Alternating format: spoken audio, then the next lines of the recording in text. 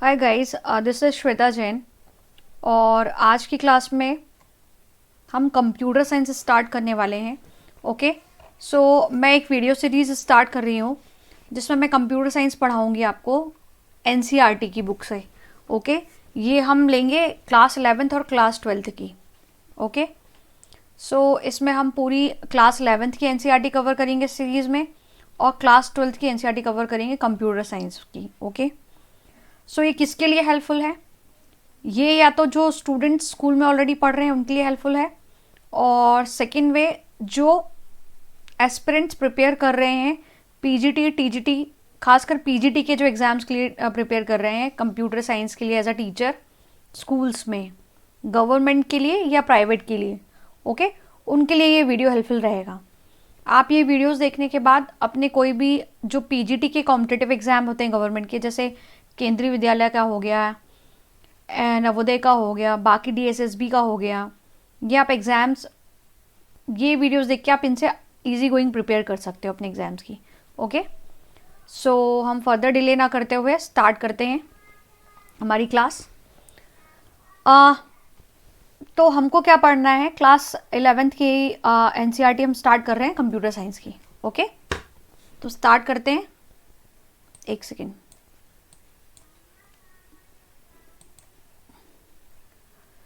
ये सबसे पहले हम सिलेबस देख लेते हैं अपना। ओके, जैसे एक सेकेंड, हम पहले सिलेबस देख लेते हैं हमारी क्लास 11th की एनसीईआरटी में क्या क्या है। ये हमारी बुक है। ओके, पीडीएफ फॉर्म में है ये।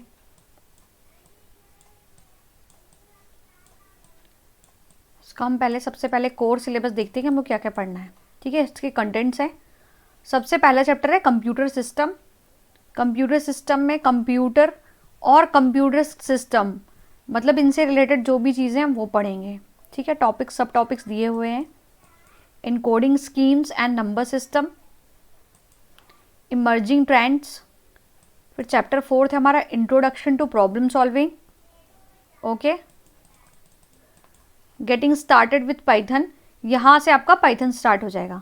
ओके, पाइथन की प्रोग्रामिंग स्टार्ट हो जाएगी। तो इसके हम थ्योरी तो पढ़ेंगे, साथ में प्रैक्टिकल्स भी करेंगे। फ्लो ऑफ कंट्रोल वो मैं आपको बताऊंगी, ये जो इसके प्रैक्टिकल्स करने इसके लिए भी हम फ्री रिसोर्स यूज़ करेंगे।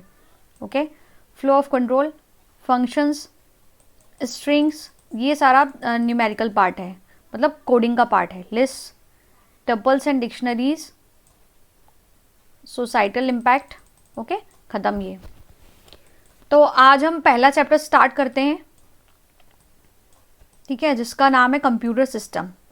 ठीक है, तो इसको हम जानेंगे कि कंप्यूटर सिस्टम क्या होता है। इससे रिलेटेड जितनी भी चीज़ें हमको डिस्क्राइब की गई हैं वो सब हमको अच्छे से समझना है। Okay, so let's start.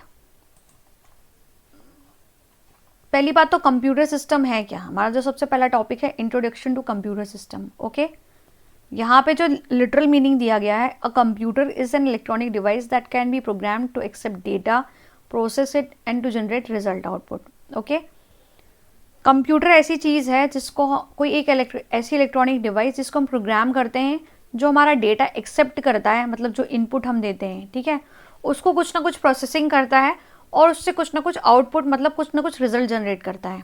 ठीक है, तो ये तो हमारा कंप्यूटर हो गया भाई, एक इलेक्ट्रॉनिक डिवाइस है। अब हमारा नेक्स्ट क्वेश्चन अराइज होता है कि कंप्यूटर तो ये है, कंप्यूटर सिस्टम और कंप्यूटर में क्या डिफरेंस है। ओके, जैसा कि नाम से हमको पता चल रहा है ये कंप्यूटर सिस्टम की बात कर रहा है।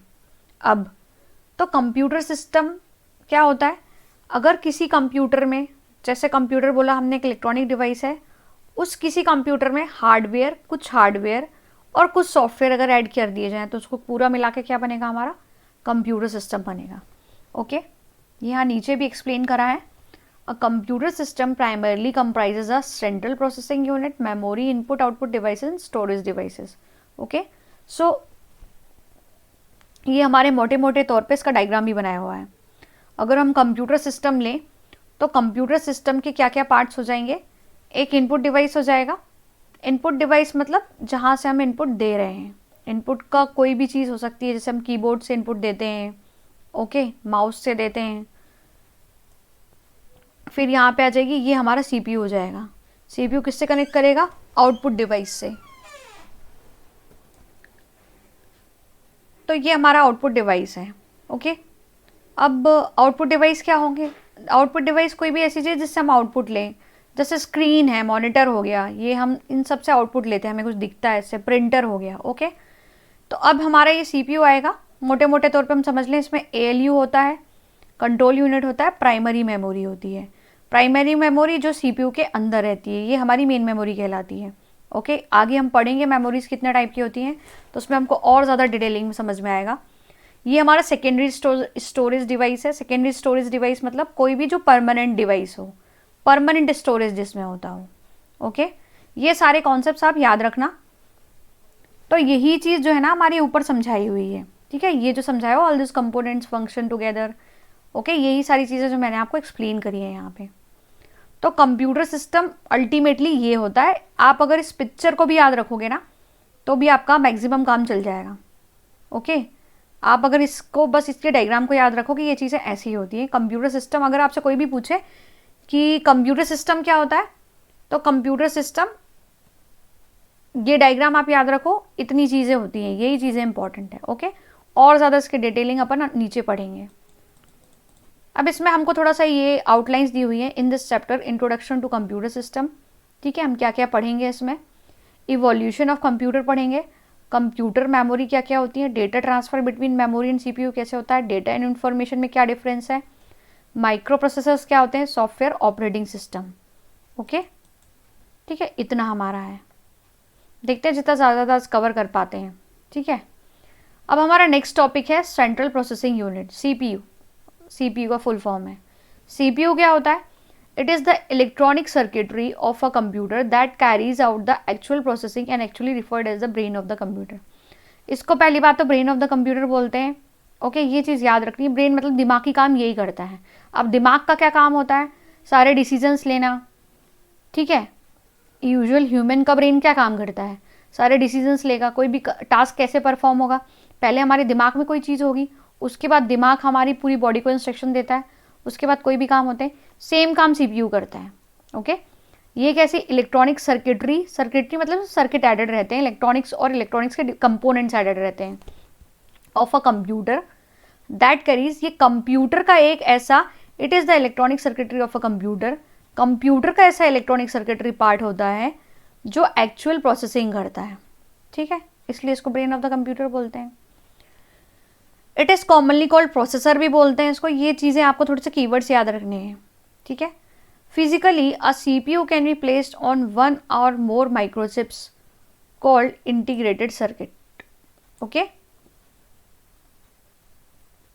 सीपीयू को किस में प्लेस किया जाता है? आईसीज में। The ICs compromise semiconductor materials. इतना थोड़ा सा आपको ये चीज़ याद रखना है, आईसी किससे बनती है? सेमीकंडक्टर से, मटेरियल से। ठीक है, और आईसी के ऊपर क्या रखा जा सकता है? सीपीयू रखते हैं, फिजिकली सीपीयू को रखते हैं। ठीक है, ओके। अब मैंने जो इंपॉर्टेंट पार्ट है उस चीज़ को हाईलाइट करा है। यहाँ पे हम इनपुट डिवाइसेस देख सकते हैं, कौन कौन सी होती है, हमने ऊपर पढ़ा था। कीबोर्ड, माउस, स्कैनर जिससे स्कैन करते हैं, टच स्क्रीन। टच स्क्रीन वही जो हम मोबाइल चलाते हैं उसमें टच स्क्रीन रहती है, हम टच करते हैं तो कोई भी चीज़ होती है, इंटरफेस हमारा जो है ना चलता है उससे। Okay, the CPU is given instructions and data through the programs. मैं इसका जो मेन पार्ट है ना वो आपको एक्सप्लेन कर देती हूँ। While processing the CPU stores the data as well as instructions in its local memory called registers. Okay, अब CPU कैसे काम करता है? जब CPU प्रोसेसिंग करता है तो स्टोर करता है डेटा, डेटा भी स्टोर करेगा। डेटा मतलब जैसे मैंने मान लो कुछ मुझे 1+2 कराना है तो 1 और 2 मेरा डेटा हुआ। ठीक है, और 1 और 2 को प्लस करना है, ये हमारा इंस्ट्रक्शन हुआ। ओके, ये डिफरेंस होता है डेटा और इंस्ट्रक्शन में। तो ये क्या करता है? CPU stores the data as well as instruction in its local memory called registers. हमने यहाँ पे ऊपर पढ़ा था, CPU का स्ट्रक्चर देखा था। Okay, CPU, ALU control unit, primary memory, arithmetical logic unit, ये कैलकुलेशन परफॉर्म करती है ये वाली यूनिट। प्राइमरी मेमोरी ये रजिस्टर्स की बनी होती है, ये मेनली डेटा स्टोर करने का काम करती है, डेटा और इंस्ट्रक्शंस। ओके, रजिस्टर्स देख लेते हैं क्या होते हैं। Registers are part of the CPU chip and they are limited in size and number. Different registers are used for storing data. Instructions are intermediate results. Okay तो ये registers ही mainly registers memory store करने का काम करते हैं और ये ही सारी चीज़ें स्टोर करते हैं, जैसे डेटा हो गया, इंस्ट्रक्शन हो गया. इंटरमीडिएट रिजल्ट मतलब बीच का रिजल्ट जो फाइनल रिजल्ट नहीं है. जैसे मुझे 1+2+4 करना है, तो मान लीजिए पहले उसने 1+2 करा, तो जो 1+2 का आउटपुट होगा वो इंटरमीडिएट रिजल्ट आएगा, वो कहलाएगा. ओके फिर जो फाइनल रिजल्ट आएगा वो तीनों का प्लस कहलाएगा. ठीक है. Other than the registers the CPU has 2 main components. Okay registers मतलब हो गया हमारी प्राइमरी मेमोरी. अब CPU में रजिस्टर्स के अलावा मतलब प्राइमरी मेमोरी के अलावा हमने ऊपर भी देखा था क्या क्या होता है. अर्थमेटिकल लॉजिक यूनिट होती है और कंट्रोल यूनिट होती है. अर्थमेटिकल लॉजिक यूनिट का क्या काम है? ALU. अर्थमेटिकल लॉजिक यूनिट मतलब कैलकुलेशंस परफॉर्म करना. ठीक है, प्लस माइनस जितने भी जो भी कैलकुलेशंस हैं आपके अर्थमेटिक कैलकुलेशंस. ठीक है. और लॉजिक है, लॉजिक मतलब लॉजिक कोई भी लॉजिक लगाना, बड़ा छोटा, ये सारी चीज़ें. ठीक है. CPU controls sequential instruction execution, interprets instruction and guides data flow through the computer's memory. Control unit, control unit का काम है कौन सी चीज़ कैसे करना है, उस चीज़ को कंट्रोल करना. ठीक है. CPU is also properly known as microprocessor. Okay हम इसमें इसको और आगे पढ़ेंगे 1.5. ये बोल रहा है हम CPU को और अच्छे से पढ़ेंगे 1.5 में. ठीक है, वहाँ पे भी देख लेंगे इसको. यहाँ तक समझ में आया? तो कंट्रोल यूनिट क्या करता है? कंट्रोल यूनिट जो इसकी होती है, कंट्रोल यूनिट कंट्रोल करने का काम करता है. कोई भी डेटा कैसे फ्लो करना है, ठीक है, कोई भी चीज़ कैसे जानी है उसका काम करेगा. क्योंकि भाई अगर मैंने कोई प्रोसेसिंग तो कर ली, लेकिन वो प्रोसेसिंग डेटा कहाँ देना है, कहाँ से लेना है, ये सारा कंट्रोल यूनिट का काम होता है. ठीक है. अब हम नेक्स्ट टॉपिक पे चलते हैं जो है हमारा इनपुट डिवाइसेस. ओके अब इनपुट डिवाइसेस क्या होती है? The devices through which control signals are sent to a computer are termed as input devices. Obvious सी बात है, जिससे हम इनपुट देंगे उसको इनपुट डिवाइसेस बोलेंगे. हम ऊपर देख भी चुके हैं. ठीक है. ये एक सेकेंड, जो चीज़ें अपने काम की है इसमें से देख लेते हैं. मैंने इसको हाईलाइट करके रखा है. ठीक है. Data entered through input device is temporarily stored in the main memory. Okay अब अच्छी बात ये है कि जैसे इनपुट अपन ने दे तो दिया, पर वो स्टोर कहाँ होगा? जैसे मान लो जो मैंने कीबोर्ड चलाया, अपना कीबोर्ड एक इनपुट डिवाइस है, उससे मैंने मान लीजिए के टाइप करा, वो के कहाँ जाके स्टोर होगा? कहाँ स्टोर होगा? मेन मेमोरी में. Main memory also called RAM of the computer system. ठीक है. और परमानेंट स्टोरेज किसी का रैम. अब रैम मेमोरी क्या होती है? ये टेम्परेरी होती है, मतलब इसमें आपने एक बार स्टोर करा, लाइट ऑफ चली जाएगी, आप सिस्टम बंद कर दोगे तो आपका डेटा खत्म हो जाएगा, मतलब चला जाएगा. ठीक है. For permanent storage and future use the data as well as instructions are store permanently in additional storage locations. Okay अगर हमें परमानेंटली स्टोर करनी है कोई चीज़ तो हम क्या सेकेंडरी मेमोरी का यूज़ करेंगे. आगे इसको अपन और अच्छे से पढ़ेंगे. अब क्या देखना है? ये आउटपुट डिवाइसेस देखते हैं. नेक्स्ट टॉपिक है हमारा आउटपुट डिवाइसेस का. ओके आउटपुट डिवाइसेस वही जिससे हम आउटपुट ले सकते हैं. जैसे डिस्प्ले मॉनिटर है, कंप्यूटर की जो स्क्रीन होती है उससे हमें कुछ दिखता है, सारी चीज़ें हम देखते हैं, वीडियोस देखते हैं यूट्यूब पे, हम कोई भी टेक्स्ट है वो पढ़ते हैं. ठीक है. तो वो हमारी आउटपुट मेमोरी आउटपुट डिवाइस हुई. डिस्प्ले मॉनिटर हो गया, स्पीकर हो गया, प्रिंटर हो गया, 3D प्रिंटर हो गया. ओके ये सारे आउटपुट डिवाइसेस हैं. ठीक है.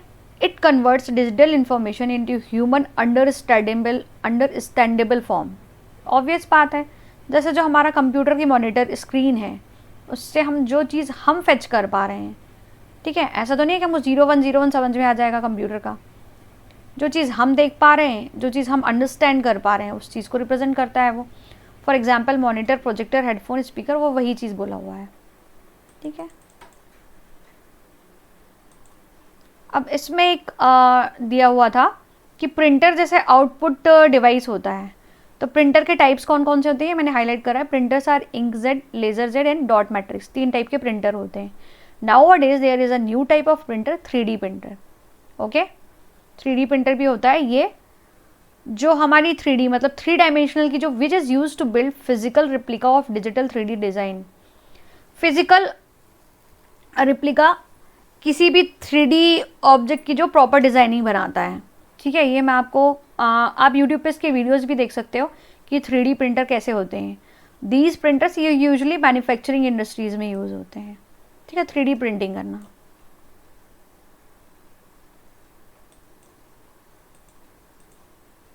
अब नेक्स्ट टॉपिक है हमारा इवोल्यूशन ऑफ कंप्यूटर। तो गाइस ये वाला जो पर्टिकुलर टॉपिक है ये जो हमारी जनरल कंप्यूटर के जो क्वेश्चंस हैं उसमें पूछे जाते हैं ये वाले क्वेश्चंस यूजुअली। या तो जनरेशन ऑफ कंप्यूटर जो होता है उससे रिलेट करके पूछेगा, या फिर आपके मतलब कौन सा कंप्यूटर कब डिज़ाइन किया गया, जैसे एबेकस कब बना, इसकी सीधे सीधे सन पूछ लेगा, डेट पूछ लेगा, मतलब आपका ईयर पूछ लेगा, या फिर उससे रिलेटेड जो आपके साइंटिस्ट हैं वो भी पूछ लेता है, इन्वेंटर जो होते हैं। ओके, तो ये थोड़ा सा आपको याद करना है ना। जैसे इवोल्यूशन ऑफ कंप्यूटर मतलब कंप्यूटर कैसे बना, ठीक है, कैसे बनना स्टार्ट हुआ। तो इवोल्यूशन हम बहुत पहले जाएंगे जहाँ से इसका सिग्निफिकेंस एक्चुअली है। तो 500 BC में एबेकस बना था, ठीक है, एबेकस इन्वेंट किया था। वो क्या था? एक मैकेनिकल डिवाइस था जो सिंपल प्लस माइनस कैलकुलेशन करने में कैपेबल था, ठीक है, फर्स्ट ये था। सेकंड 1642 में पैस्कलिन, ब्लेज पैस्कल, ये इसका इन्वेंटर का नाम है, मैकेनिकल डिवाइस बनाई जो पास्कल कैलकुलेटर था, सिंपल कैलकुलेटर था, addition subtractions of two numbers directly and multiplication और डिवीजन जो करता था। ओके, फिर थर्ड में 1834 में analytical engine, Charles Babbage. Charles Babbage ने क्या एनालिटिकल इंजन इन्वेंट करा। ओके, ये क्या डिवाइस थी? जो इनपुट लेती थी कंप्यूटर के जैसे, प्रोसेसिंग करती थी, स्टोर करती थी, फिर डिस्प्ले भी करती थी हमारा आउटपुट, ठीक है। ये बेसिस था मॉडर्न कंप्यूटर का। ओके, ये सब आपको याद रखना है। फिर आएंगे टाइमलाइन में 1819 में टैबुलेटिंग मशीन थी, टैबुलेटिंग मशीन इन्वेंट की गई हरमन हॉलेथ ने। इसने क्या करा, जो पंच कार्ड पहले यूज होते थे डेटा स्टोर करने के लिए, उसका डेटा समराइज करता था ये टेबल के फॉर्म में, ठीक है। इट इज, ये चीज याद रखनी है, it is considered to be the first step towards programming, ठीक है। अब 1937 में Turing machine, the Turing machine concept was a general purpose programmable machine that was capable of solving, कोई भी प्रॉब्लम सॉल्व कर लेती थी executing the program stored on the punch cards. ये प्रॉब्लम सॉल्विंग मशीन थी, ठीक है, जो प्रोग्रामेबल थी और ये कोई प्रॉब्लम सॉल्व करती थी जो प्रोग्राम स्टोर्ड होते थे पंच कार्ड में। ओके, 1945 में एडवेक एनिएक, ये बहुत इंपॉर्टेंट है, John von Neumann introduce the concept of store program, ठीक है, जो स्टोर करता था data as well as program in the memory, कोई भी जो प्रोग्राम होता था उसको भी स्टोर करता था। The EDVAC and then the ENIAC computers were develop based on this concept, ठीक है, डेटा स्टोर करना, प्रोग्राम्स को भी स्टोर करना। 1947 में ट्रांजिस्टर आए और 1970 में इंटीग्रेटेड सर्किट आया। ट्रांजिस्टर के पहले वैक्यूम ट्यूब्स यूज होते थे, वैक्यूम ट्यूब्स को रिप्लेस किया गया ट्रांजिस्टर्स ने, ठीक है, बेल लैब्स में हुआ था ये, यूजिंग सेमीकंडक्टर मटेरियल। फिर 1970 में इंटीग्रेटेड मतलब आईसीज का यूज हुआ, जो सिलिकॉन चिप होती थी which contain entire electronic on a very small area, बहुत छोटे से एरिया में क्या करती थी, इलेक्ट्रॉनिक सर्किट होते थे उसमें। उसमें क्या होते हैं, अगर आपने देखा हो तो एक चिप में इंटरनली बिल्ट सर्किट होते हैं, ओके, जो इलेक्ट्रिसिटी कंडक्ट करते हैं, ठीक है। इसमें अलग से आपको वायर्स लगाने की ज़रूरत नहीं पड़ती, मतलब बहुत ही छोटे से एरिया में बहुत सारा कंडक्शन हो जाता है इनके लेवल का। ओके, तो ये था टाइमलाइन शोइंग की इन्वेंशंस इन कंप्यूटिंग टेक्नोलॉजी। ये आपको याद रखना है, जो जनरल कंप्यूटर्स जहाँ पे पूछा जाता है जिस भी कॉम्पिटिटिव एग्जाम में, वहाँ पे आपको ये चीज़ मतलब ये क्वेश्चंस आएंगे। और केवीएस के एग्ज़ाम में आपको ये मतलब ये क्वेश्चंस आपको इस टाइप के क्वेश्चंस पूछे जाते हैं कि कौन से कंप्यूटर का इन्वेंशन कब हुआ, ट्रांजिस्टर्स कब यूटिलाइज होने स्टार्ट हुए, कौन से इन्वेंटर ने ये चीज़ इन्वेंट करी, एनवेक एडवेक कब आए, उसका क्या पर्पस था, ये सारी चीज़ें। ओके, तो अब हम चलते हैं आगे। ओके, तो हमारा नेक्स्ट कॉन्सेप्ट है वॉन न्यूमैन आर्किटेक्चर क्या होता है। द वॉन न्यूमैन आर्किटेक्चर होता है, इट कंसिस्ट ऑफ CPU, ये दिया है इसका फिगर, ओके। ये कंट्रोल प्रोसेसिंग यूनिट मतलब CPU, साथ में मेमोरी और इधर इनपुट और इधर output. It consist of a central processing unit for processing arithmetical and logical instructions, a memory to store data in programs, input and output devices and communication channels to send or receive the output data, okay. Electronic numerical integrator and computer, ENIAC, is the first binary programmable computer based on von Neumann architecture। ये आपको याद रखना है, ये आपको MCQs में पूछा जा सकता है कि ENIAC के बेसिक फीचर क्या था, इंपॉर्टेंट फीचर क्या था। ENIAC is the first binary programmable computer based on von Neumann architecture, okay। During the 1970s LSI, large scale integration, large scale integration मतलब बहुत ही छोटे एरिया में बहुत सारे इलेक्ट्रॉनिक सर्किट इंटीग्रेट करना, ठीक है। देखना, during the 1970s large scale integration of electronic circuits allowed integration of complete CPU on a single chip. Complete CPU क्या करा, CPU पे हमने ऊपर पढ़ा था CPU का डायग्राम, तो वो CPU एक सिंगल चिप में इंटीग्रेट कर दिया उन्होंने, ठीक है। कॉल्ड माइक्रो प्रोसेसर बोलते हैं इसको, ठीक है। फिर Moore's law predicted exponential growth in the number of transistor. अब क्या हुआ, मूरेज ने एक लॉ दिया था जिसने कहा था कि अपन बहुत ज़्यादा ट्रांजिस्टर्स लगा सकते हैं कुछ पर्टिकुलर फॉर्मूले से, ठीक है। That could be assembled in a single microchip में। इन 1980s the processing power of computers increased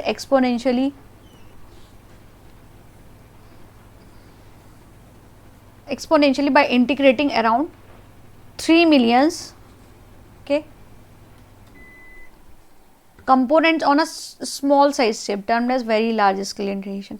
आप बस इतना समझ लो कि पहले छोटे एरिया में कुछ कम नंबर ऑफ ट्रांजिस्टर्स लगाए जा सकते थे, जैसे जैसे टाइम गुजरा तो साइंटिस्ट ने क्या करा, उसी पर्टिकुलर एरिया में जो नंबर ऑफ ट्रांजिस्टर्स थे वो ज़्यादा कर दिए, जिससे एक छोटे से एरिया में ज़्यादा आपके ज़्यादा कंपोनेंट्स कवर हो जाएं, ओके।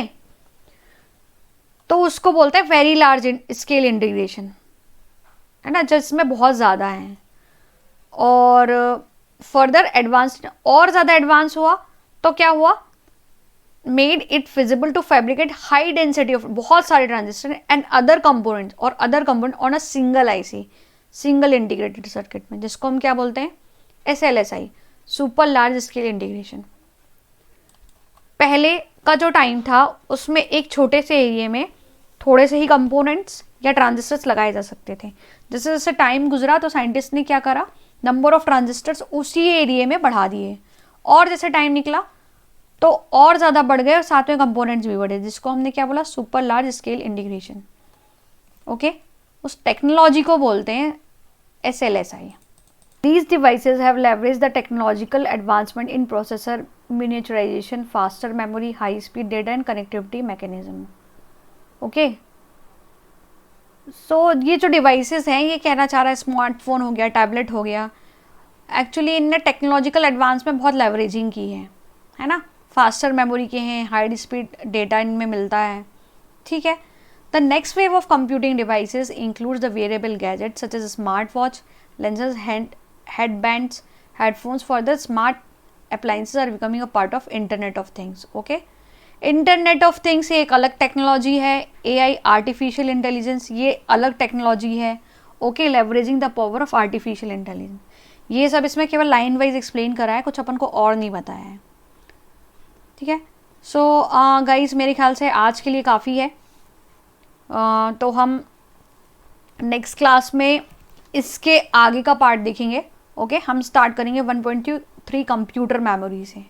ये कंप्यूटर मेमोरी कैसे वर्क करती है, कितने टाइप की मेमोरी होती है, ये सारी चीज़ें हम नेक्स्ट क्लास में देखेंगे। सो गाइस मिलते हैं नेक्स्ट क्लास में, okay. Bye bye, thank you.